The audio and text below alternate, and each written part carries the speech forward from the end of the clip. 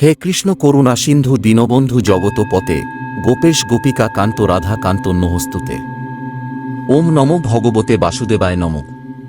পুরাকালে ভগবান বিষ্ণু এবং দেবতাদের খুব পছন্দের এক পুণ্যময় জায়গা নৈমিষারণ্যের ক্ষেত্রে শৌনকাদি ঋষিগণ ঈশ্বরলাভের উদ্দেশ্যে সহস্র বৎসর ধরে একটি যজ্ঞ করেছিলেন। একদিন ভোরবেলা সেই ঋষিগণ প্রতিদিনের নিয়মিত সব যজ্ঞের কর্মাদি সম্পন্ন করে মহামুনি সুতকে সকলের সামনে আপ্যায়ন করে এক উচ্চাসনে বসিয়ে তাঁকে আগ্রহ সহকারে প্রশ্ন করেছিলেন।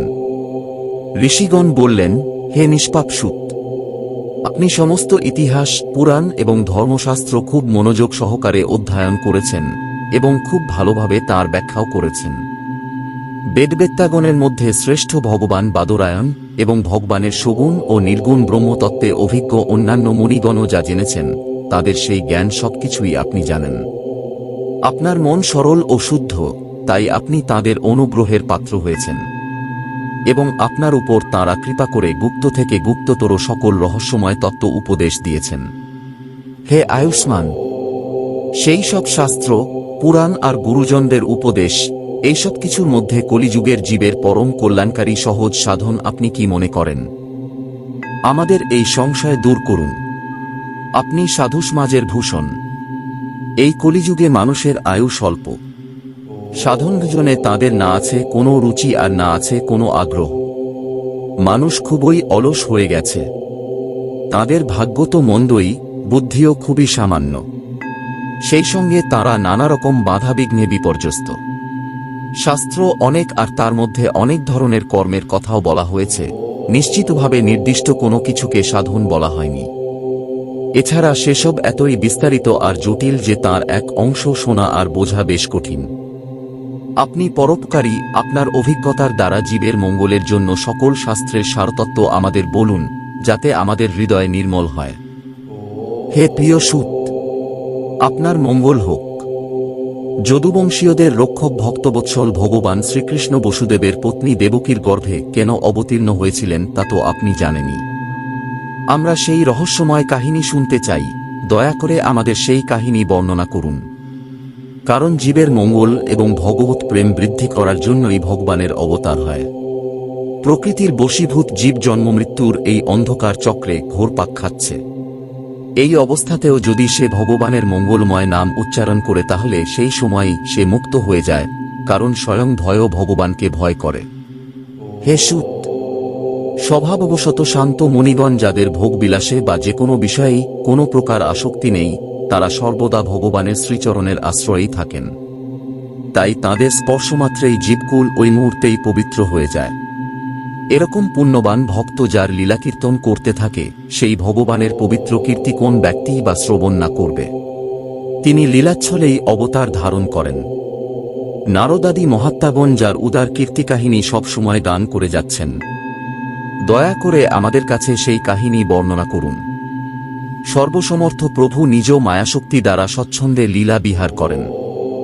আপনি এবার আমাদের সেই শ্রীহরির মঙ্গলময় অবতার কাহিনী বর্ণনা করুন। ভগবান শ্রীকৃষ্ণ নিজেকে গোপন রেখে সবার সামনে এমন আচরণ করতেন যেন মনে হতো তিনি কোনো সাধারণ মানুষ। যদিও বলরামের সাথে এমন লীলাও করেছেন আর এমন পরাক্রমও দেখিয়েছেন যা মানুষের পক্ষে অসাধ্য। ধর্মরক্ষক, ব্রাহ্মণ ভক্ত, যোগেশ্বর ভগবান শ্রীকৃষ্ণ নিজ ধামে গমন করায় ধর্ম এখন কাকে আশ্রয় করে রয়েছেন সে কথা বলুন। শৌনকাদি ব্রহ্মজ্ঞ ঋষিদের এই প্রশ্ন শুনে রোমহর্ষণের পুত্র উগ্রশ্বার খুব আনন্দ হল। ঋষিদের এই মঙ্গলময় প্রশ্নের প্রশংসা করে তিনি উত্তর দিতে আরম্ভ করলেন। সুত বললেন, হে ঋষিবৃন্দ, সমগ্র জগতের কল্যাণকারী অতি সুন্দর প্রশ্ন আপনারা আমাকে জিজ্ঞাসা করেছেন, কারণ এই প্রশ্ন শ্রীকৃষ্ণ বিষয়ক এবং এর দ্বারা পরিপূর্ণভাবে আত্মশুদ্ধি হয়। মানুষের পক্ষে সেটাই সর্বশ্রেষ্ঠ ধর্ম, যাতে শ্রীকৃষ্ণের প্রতি ভক্তি জন্মায়। ভক্তিও এমন যার মধ্যে কোনো রকম কামনা নেই এবং যে ভক্তি সবসময় অন্তরে জাগ্রত থাকে, এরূপ ভক্তিতে আনন্দস্বরূপ পরমাত্মাকে উপলব্ধি করে হৃদয় নির্মল ও নিষ্পাপ হয়ে যায়।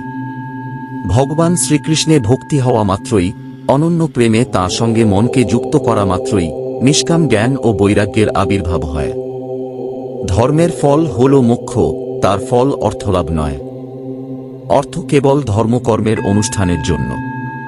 ভোগবিলাস বা ভোগ্য পদার্থ লাভ ধর্মকর্মের ফল নয়। এগুলি সব ইন্দ্রিয়ের তৃপ্তির বিষয়।